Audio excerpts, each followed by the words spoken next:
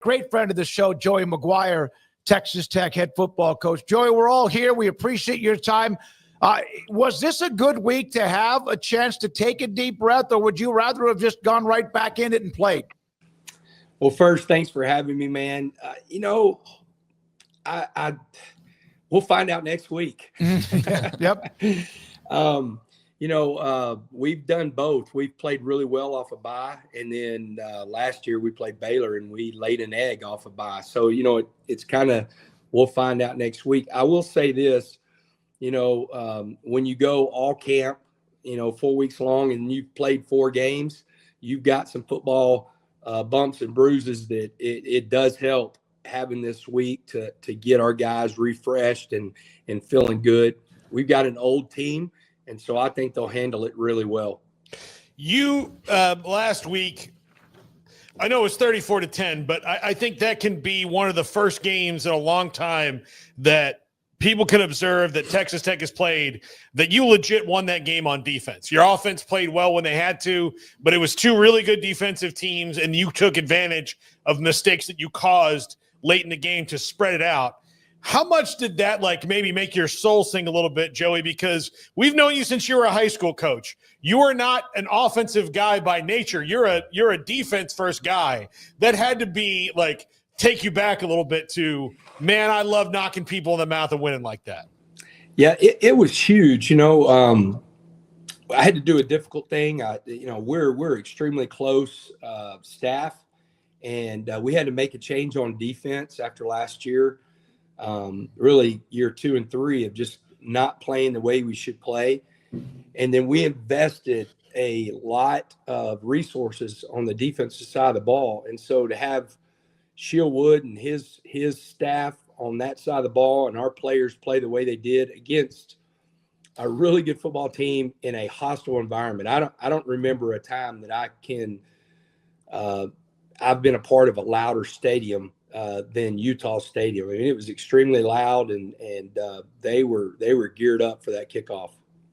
I was going to ask you, I was trying to look through your background. I didn't think you would ever coach there at Rice-Eccles Stadium. Is that correct? Was that your first game there ever? Yeah, it was, and I will tell you what, the 2 schools that we play in the Big 12, BYU and Utah, when you go to their place, you better be ready. Those are the 2 of the louder stadiums that I've been. We played BYU 2 years ago and then Utah this year, and it was extremely loud. It was the environment for college football. It was absolutely incredible. So, Coach, I mean, obviously there's a lot of talk going into this game. There's been a lot of talk about it since. Just how are you handling the win and knowing the immense amount of maybe pressure from the outside or inside that was being placed on it, kind of now pivoting from that game and going, hey, this is great, but there's a bunch of games still left to go. And if we don't finish in a certain place, then this was not all for naught, but almost in some ways is. Yeah, we talk about it all the time about, wins and losses, but, you can usually dig into your players a little bit harder after a win. And we're always looking for the red flags, the little red flags of things that we didn't do well that we need to make sure we're attacking before the next game. And then being real honest with your players. I think I've spoke every single day. Today was their off day. They have, Thursday, Friday, Saturday. They lifted this morning, and then they have Thursday, Friday, Saturday off, and we'll practice on Sunday. But every day this week, I've had some message, whether it be a video or another coach or something, talking about handling success and then, understanding that there's a lot of things that we have to fix off of that game. And if I had a young team, I might be a little bit more worried. But I have an old team. I mean, if you go through our roster of the guys that start on both sides of the ball, you got your right tackle, who's a redshirt freshman. You have the 2 tailbacks that are true sophomores. And then I think that's it. Everybody else have been in college for 3, 4, or 5 years. So we have an old team that have played a lot of football. So they'll get it. Paul mentioned how you won this game. Obviously, the early dump off to Jacoby Williams out of Beckville, and he went long. You kind of flipped the script, and you guys got in there real quickly. Why was this team, though, and maybe you just answered that, but why was this team able to handle expectations? And there's a long way to go. Yeah. but this one seemed to be able to do it because that's not always the case with not only your program, but others. Yeah. So just for people around your area that will get fired up on these names, I have a lot of Terrell Bernards and Jalen Petries. And I don't mean that in their play style, which I think I do have some of those guys. Terrell and Jacob Rodriguez remind me a lot of each other. But, those guys, they controlled everything. Like, you didn't have to say a whole lot. Like, if you said Terrell or Petrie, I need this to happen in that locker room, I need this to happen at practice, guess what? It happened. And I have Skylar Gill Howard, Jacob Rodriguez, Baron Morton, Lee Hunter, Romello Height, Howard Sampson. Like, there's a big number of those guys, Coy Aiken, that it is a real player-led team, and those guys understand what we're trying to do. And it's fun to be a coach on this team when you have that kind of leadership. Can you kind of like take us through a little bit of the in-depth nature of, because this is as forceful an entry into the transfer portal in particular as anyone maybe has ever made. And it's not just, sometimes you look at teams in the last few years and you see like, oh, well, this guy was at Alabama before, and they got this guy who was at Ohio State. And they got a bunch of guys who coming out of high school were good, but by the time they're sophomores and juniors, they're just not hitting it. But you guys really, it wasn't just let me look at the rankings and look at this. It was culture fits and production and all that. What went into building and selecting these specific guys for those positions of need? Yeah, a couple things. One, you start out with what you need, and then you want guys that have played college snaps. I mean, if you're sitting there and you feel really good about getting a kid that was a 5-star out of high school, but he hadn't played college football yet, that's fool's gold. That's, if he can't play at school X, he's not going to play at school Y. I mean, it just, usually doesn't happen. And so that's part of it. Another part, we have two companies that we work with that they also do an evaluation. So you've got the coaches / James Blanchard personnel department evaluation, and then you have the swimmer group, and then the third company that's more of like a evaluation of NFL 1 through 10, where this guy fits, or a starter, a part-time starter. So you have all of that. And they'll, that evaluation tells you how they fit in our roster. And then you call anybody and everybody. Like Howard Sampson played for Mac Brown at North Carolina. I FaceTime Mac Brown and Howard Sampson together whenever he was on our visit. And, Mac had already signed off of him that this was a great kid. And he's a kid from Houston that was coming back to Texas. I was able to call Gus Malzahn about Lee Hunter. Lee would have never left UCF if Gus hadn't have gone to Florida State, and so you start calling and checking as much character as you can. But we have a very extensive evaluation. Once we decided, hey, look, we're going all in. This is what we're going to do with NIL and revenue sharing, and we're going to go attack the transfer portal. Then we wanted to make sure that we were getting the guys that could really help us move this roster in the right direction.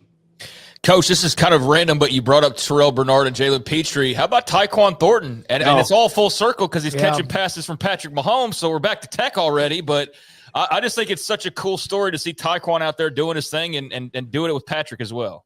Yeah, I love it. I texted Tyquan and told him how proud I was of him. He was so fired up. And then I texted Patrick, and I said, yeah, I told you he was the dude. Because whenever he went to KC, I texted Mahomes and said, hey, look, man, you got one of my dudes. I love him. I was part of recruiting him whenever we got him out of Miami. And so, Pat texted me back and he goes, man, he had a big night. So it's really cool to see those guys, the success that all those guys are having.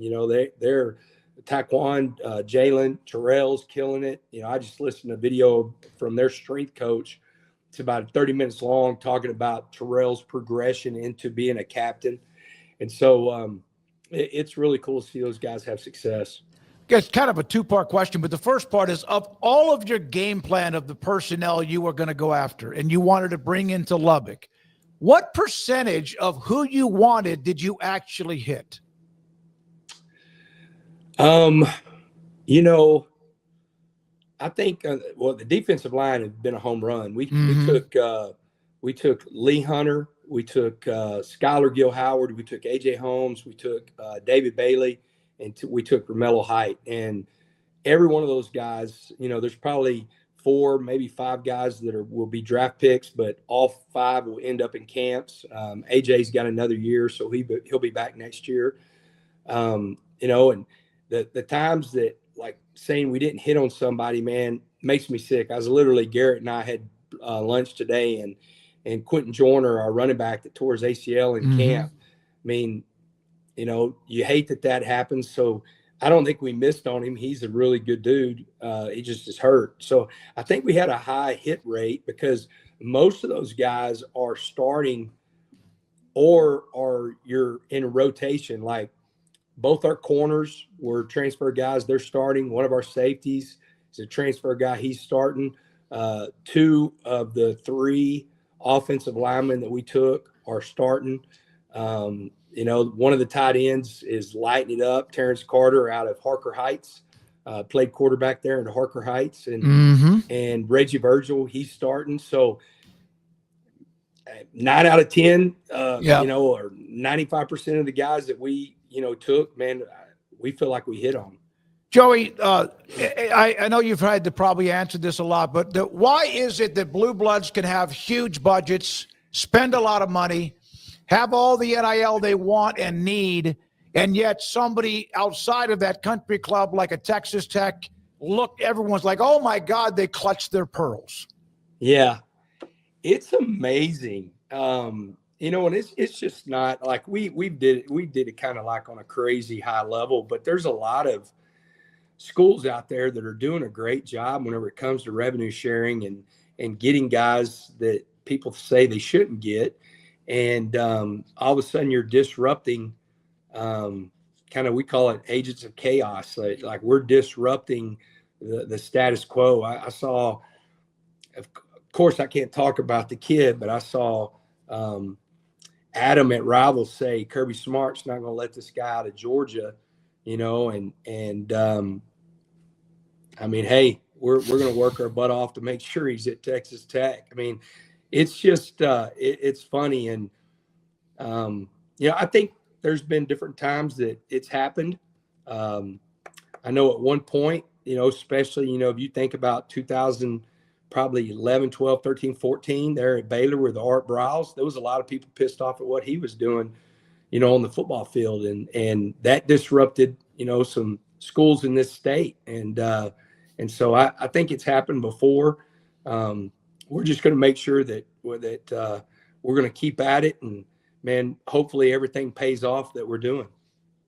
You guys clearly saw a moment of opportunity too. I think that's why a lot of people complain, is that you guys kind of mapped out the moment a lot better than other places, and you had alignment from the top down and in every direction. And so they're mad, I think, that they didn't think of it first, right? Do you get some of that, like, oh, shoot, they had this great idea, we didn't think of it first, now we're going to say bad things about Lubbock, Texas, because that's our go-to, when it's just the silliest thing in the world? Yeah, you know what's funny is, like, and it's all anonymous. You know, it's funny. I'm like, don't think we don't use it. I brought it up on Tuesday, and you know, we get it.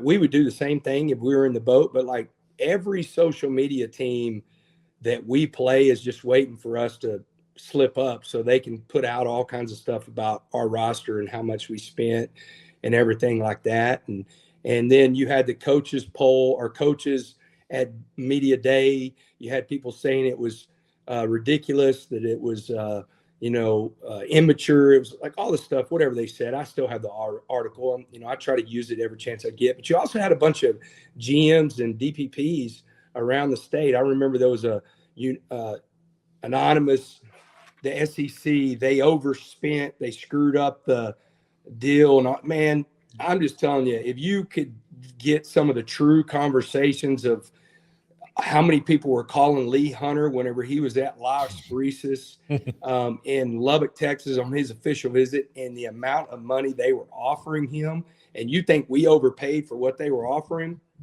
man, it's not true. It's just that we disrupted that time in college football, and we're just doing our best to make sure it pays off.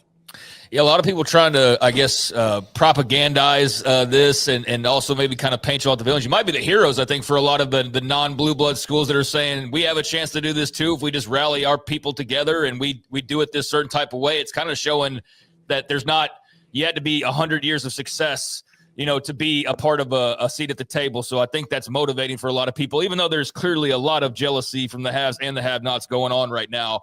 I don't know how Saturday could have gone much better for you. You have the injury to Baron Morton, and it somehow still turns out to be great quarterback play on the other side of that with Will Hammond. I know that you guys aren't surprised by the way he played, but just how do you handle that situation moving forward? And does the extra time allow you to kind of not have to make a decision right this second? How do you go about doing that in your position? Yeah, it was fun to watch Will. And the thing that, if you think of it, it shouldn't surprise you. I understand a little bit of surprise, but Baron didn't go through spring. And so every installed rep of every single play that we run, Will Hammond did it with the first team. So he did it with Caleb Douglas, and he did it with Reggie Virgil and Coy Aiken and that offensive line and those running backs. So everything that was going on Saturday, he had thousands of reps with that group. It does help having the week off. Baron's great. He was running around today, throwing. It's actually, I got a video from our trainer, and he acted like he was scrambling and sliding, because I've been on him about sliding and not sliding head first. And so they were actually working on some of that. But, he feels really good. The week's going to help that we feel like that he'll be ready to go. But it's good to be in that situation that you have a guy that's not only, here and locked in, but we have him locked in for next year. He signed a multi-year contract, and we're going to be in a unique situation that we have a quarterback that started and finished with his degree in Baron Morton, and Will Hammond to do the same thing. He'll start as a Red Raider and finish with his degree at Texas Tech. And that doesn't happen a lot, in this day and age of having a quarterback start and finish, and much less have back-to-back do it. And we all saw Will Hammond at Hutto a couple of years in a row when he was playing Midway. Now, Midway was able to outscore them, but my God, you could see the toughness, the ability, the arm, and all that, the toughness. So what's the new toy in your house? I got a simulator. And Debbie blames Grant McCaslin for that. Grant and I were on a little speaking tour together, and we were talking about golf, and he was like, yeah, man, I hit it like 20 or 30 balls every night. It's kind of the way I decompress. And I was like, really? What do you mean? And he goes, yeah, I put a simulator in my barn. And I was like, oh, really? So I went home and I said, hey, Debbie, Grant has a simulator. I think I should have one too. And so Debbie, whenever the first time she was with Grant, or the next time she was with Grant, she goes, Grant, I'm going to send you the bill for the simulator because you've cost me a little bit of money. So actually I got, this is a bye week. I did everything this morning, and our guys were off this afternoon. So I came home, and I'm at the house right now, and I hit about 30 balls and just kind of relaxed and, getting ready to hit the road tomorrow recruiting. Yeah, that's awesome to have that. I'm very jealous. I have no barn, but I was told once, the way you told that story, that Grant has one, I have to have one too. We as men, we grow older, but we don't grow up. No. So the minute we were like, oh, awesome toy, I need it. And then our wives are like, oh, geez. Yeah. Just pat you on the head like you're a little dog. Yeah. Sounds like the off week is also good, and we're going to let you go, buddy, because of your voice. So I know you're screaming and yelling. You're an energy guy, but you probably need to get some lozenges or something. I know where I can find some. Yeah, man, I've been burning the candle at both ends, so I think I got a little bit of cold, and and a little bit of horse. But I'll tell you, we'll be ready to go. I'm anxious to watch. My Friday I'll be on a sideline in a high school game, but recording a couple of games with TCU, Arizona State, and Houston, Oregon State, and then Saturday I'll sit out on the back porch and watch every single game I can watch. It's going to be a big Saturday, so that's going to be cool. I always enjoy that. I enjoy the bye week as far as the Saturday where you can sit down and be just a fan and relax, and so I'm excited about that. Thank you, Joey. Appreciate your access. Appreciate your time. Always, man. Anytime. Right. You guys know that. Thank y'all. Joey McGuire, head coach at Texas Tech, with us on 365 Sports.